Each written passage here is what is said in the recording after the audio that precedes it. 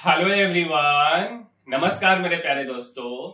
मेरे भाई photo vlog में यह बेसिकली पहला वीडियो है और आज हम आपको इस वीडियो के माध्यम से अरुणाचल प्रदेश का सबसे आखिरी गांव किबिट्टू के बारे में बताने वाले हैं, जो भारत चाइना युद्ध के समय बहुत ही महत्वपूर्ण रोल अदा किया था। तो मेरे भाई, आप यह जो विलेज देख रहे हो यही है किबिट्टू विलेज, जो कि डेवलप किया गया है मोदी जी के वाइब्रेंट विलेज के तहत। आप देखो कितना सुंदर सा दृश्य है अरुणाचल प्रदेश का। और अगर हम अरुणाचल प्रदेश की बात करें मेरे भाई, तो देखो ये है आपका अरुणाचल प्रदेश और इस साइड में चाइना है बेसिकली। और अगर हम इधर की तरफ देखें तो म्यांमार है और इसके पीछे की तरफ देखते हैं तो भूटान है और यहाँ पे असम है। अब आपको जब अरुणाचल प्रदेश में जाना होगा तो हम आसाम बॉर्डर के थ्रू जाते हैं, नागालैंड के थ्रू भी हम जा सकते हैं, लेकिन हमारा ना भूटान और म्यांमार के साथ में अच्छा रिश्ता है और चाइना के साथ में इतना अच्छा रिश्ता है नहीं। अब अगर हम अरुणाचल प्रदेश का नक्शा देखें तो देखो ये ना अरुणाचल प्रदेश का नक्शा है। और अगर हम अरुणाचल प्रदेश में देखें तो एक जिला है, उस जिले का नाम है अंजो। क्या नाम है मेरे भाई? अंजो। और अंजो में सबसे आखिरी जो विलेज है, बेसिकली हम ईस्टर्न मोस्ट विलेज बोल सकते हैं, वह है किबिट्टू। और किबिट्टू के बारे में हम इस वीडियो में आपको बताने वाले। पहले देखो कितनी सुंदर सी ये नदी है, जो कि बेसिकली चाइना से आती है और ब्रह्मपुत्रा में आकर के मिलती है। ये वहां के ट्राइबल जनजाति के लोग हैं, जिसको हम मेयर ट्राइब बोलते हैं। और आप वहां पे ना भारत का जो है अहम एक मिलिट्री बेस है, जिसको हम लोग काफी मतलब वहां पे हम लोगों का सैनिक रहता है बिपिन रावत जी, जो कि शहीद हो गए थे हेलीकॉप्टर क्रैश में। उन्हीं के नाम पे वहां का मिलिट्री बेस का नाम पड़ा हुआ है। उनके नाम से वहां एक द्वार भी है। ये वहां का मंदिर है जहां पे कोई भी अहम निर्णय लेने से पहले हमारे जो आर्मी के जवान हैं, जो पुलिस वाले हैं, वे मंदिर में पूजा करते हैं। आप देख सकते हो कि ये हमारे आर्मी के जवान हैं जो कि वहां पे पूजा कर रहे। अभी वहां पे कुमाऊं रेजिमेंट के जवानों का पोस्टिंग है, जो कि 1962 में जब इंडो चाइना वार हुआ था उस समय भी कुमाऊं रेजिमेंट के ही लोग वहां पे पोस्टेड थे। और सरकार जो है वाइब्रेंट विलेज के तहत इसको डेवलप कर रही। और यहाँ पे एक बेकरी है, किबिट्टू बेकरी। क्योंकि हुआ क्या ना, एक्चुअल में उतना ज्यादा वहां पे रोड ये सब नहीं था, तो इसके कारण वहां पे ज्यादा लोग बचे नहीं हैं। केवल 100 लोग के आसपास वहां रह रहे हैं। और यह जो बेकरी के बारे में हमने आपको बताया है किबिट्टू बेकरी, यह एक नारी सशक्तिकरण का भी उदाहरण है, क्योंकि यह बेकरी महिला लोग ही चलाती हैं और करीब करीब 100 लोग ही रहते हैं, बहुत ज्यादा लोग नहीं रहते। ये वहां का शुरुआती, जब आप अरुणाचल में घुसोगे तो वहां का बेसिकली ये दृश्य है। और आप देख सकते हो यहाँ पे खेती। इसके बाद यह एक काफी पुराना शहर है, 5th लार्जेस्ट शहर में से एक है। तो इसी शहर के माध्यम से आप किबिट्टू को जाओगे। अब वहीं के ये लोग आपके बेसिकली जनजाति हैं। किबिट्टू का एक चीज और है, क्या कि वहां पे जो सूर्योदय है, वे हम लोग अपने यहाँ पे जैसे बिहार की बात करें या हम अदर स्टेट्स की बात करें, यूपी की बात करें, तो सूर्योदय कितने बजे होता है? 6, 6:30 के करीब में।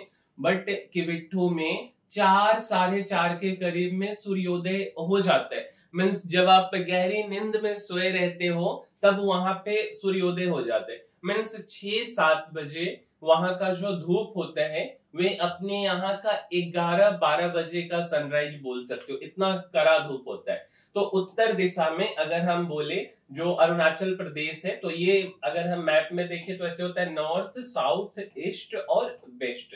तो नॉर्थ में मेरे भाई चाइना है। अगर हम वेस्ट की बात करें तो वेस्ट में भूटान है। और अगर हम ईस्ट की बात करें तो ईस्ट में म्यांमार है। और इसके बाद अगर हम साउथ की बात करें तो असम है साउथ में।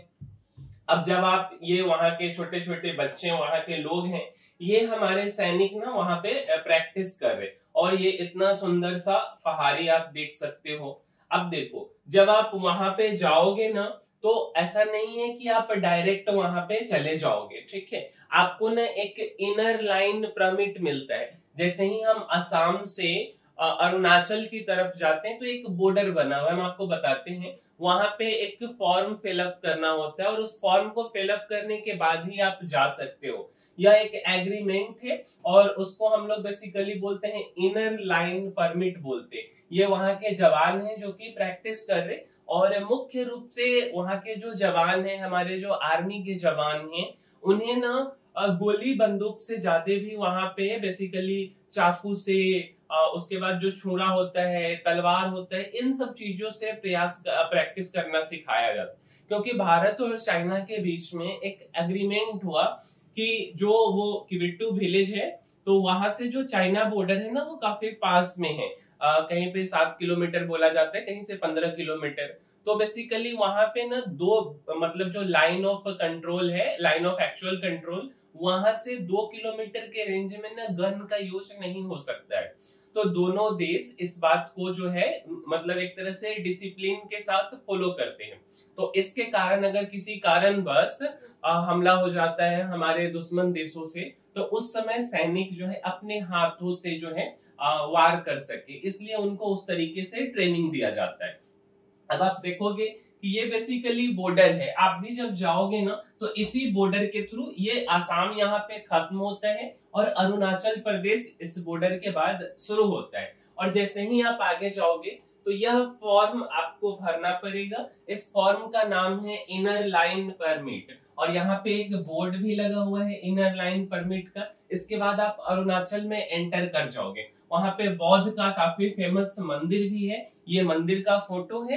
अच्छा, इसके बाद जब आप जाओगे तो वहां पे किबिट्टू जाने के लिए एक मार्केट पड़ता है, और उस मार्केट का नाम है तेजू मार्केट। तेजू मार्केट हो करके ही आप जाओगे, और ये वहां 1962 के बेसिकली वहां पे लगा हुआ है इनका फोटो। 1962 का जो युद्ध हुआ था उसमें ये लड़े थे, और ये कुमाऊं रेजिमेंट के थे। और सबसे खास बात क्या है ना, कि उस समय पे हमारे सैनिक के पास में गोली भी इतना ज्यादा नहीं था। यह हमारे देश के उस समय के प्रधानमंत्री जी की दुर्भाग्य थी। उस समय नेहरू जी प्रधानमंत्री थे, और नेहरू जी आपको भी पता है कि कैसे प्रधानमंत्री थे।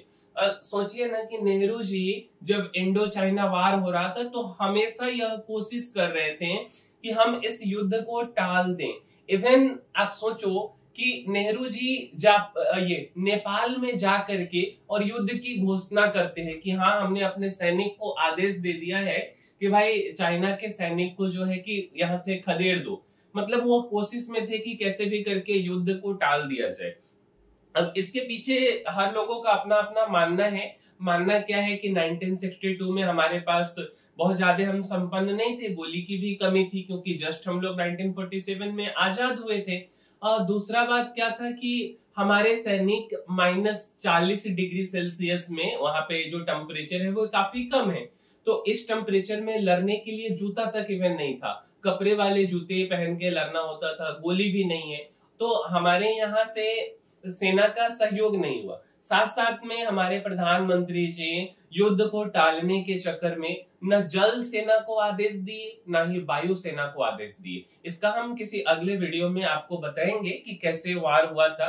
एक्चुअल में ना उस समय हम लोग चाइना से एयर, मतलब वायु सेना के मुकाबले मतलब काफी आगे थे चाइना से। और अगर वायुसेना जो है कि अपना रौद्र रूप लेती, अगर आदेश दिया जाता भारत सरकार के द्वारा, तो शायद इस तरीके से हम लोग नहीं हारते। हम लोग का बहुत बड़ा हिस्सा जो है चाइना उस समय जो है कि रख लिया था। उसके बाद जल सेना भी हम लोगों का काफी मजबूत था, तो जल सेना को भी आदेश नहीं दिया गया केवल। और उधर से जो थल सेना था उसको काफी सारा, चाइना से गोली का कोई कमी नहीं है, गोले बारूद का कोई कमी नहीं, तो वे लोग आराम से लड़ लिए। और इवन जब हमारे प्रधानमंत्री जी गए उस समय, अटल बिहारी वाजपेयी जी, कि भाई हमारे जो सैनिक हैं, ये जो आप देख रहे हैं ना, ये लोग बर्फ में दब गए थे। अब उस तरीके का व्यवस्था ही नहीं था, तो जब बर्फ में दब गए तो ये उनको देखे भी नहीं, वहां से लौट करके आ गए कि भाई हम बीमार हैं, हमको दिल्ली में इलाज करवाना है। मतलब इस तरीके के प्रधानमंत्री भी हमारे देश में हुए हैं।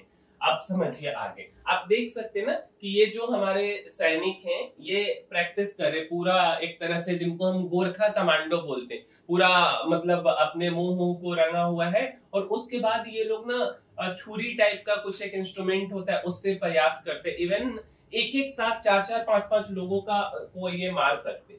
और यहाँ जो है बेसिकली नदी की अगर हम बात करें तो लोहित रिवर है। लोहित रिवर ना यही लोहित नदी है जो कि चाइना से आती है और यहाँ इसमें आकर के ब्रह्मपुत्रा में मिल जाती है। और ये वहां के जनजातीय लोग हैं, ये बहुत ज्यादा नहीं है, नेचुरल लोग हैं। इन लोग आपस में ही काफी खुश रहते हैं, इनको दुनिया से उतना ज्यादा मतलब है नहीं। और आप देख सकते हो कि ये किविट्टू वाइब्रेंट विलेज है। 1962 का युद्ध है जो कि 21 अक्टूबर 1962 की रात से शुरू हुआ था युद्ध। और जनरल बिपिन रावत जी का जो है बेसिकली यहाँ पे द्वार है। मिलिट्री बेस, आर्मी बेस जो बनाया गया है वो भी इन्हीं के नाम से बनाया गया है। उस समय हमारे सैनिक के पास उतना ज्यादा तोप बोले ये सब भी नहीं थे, तो काफी दिक्कत का सामना करना पड़ा था। और हम इसके बारे में किसी और वीडियो में बात करेंगे। तो यह हमारा फोटो ब्लॉग का पहला वीडियो था मेरे भाई, और उम्मीद करते हैं कि आपको हमने फोटो भी दिखाया है, कुछ भारत के दिलचस्प कहानी, इंडो चाइना युद्ध के बारे में भी आपको बताया है, और इसी के माध्यम से अपने देश को आपको जानने का भी मौका मिला कि किविट्टू विलेज हमारे देश का सबसे ईस्टर्न मोस्ट विलेज है। उसके बाद हम लोगों का सीमा समाप्त हो जाता है। इवन किविट्टू को भी चाइना ने ले लिया था उस समय, ऐसा नहीं कि किविट्टू हमारे पास था, लेकिन सुरक्षा के दृष्टिकोण से किविट्टू बहुत ही महत्वपूर्ण है। बाद में उसको वापस लिया गया हमारे सैनिकों के द्वारा में। और इस वीडियो में इतना ही, मिलेंगे हम किसी अगले वीडियो में, तब तक के लिए धन्यवाद।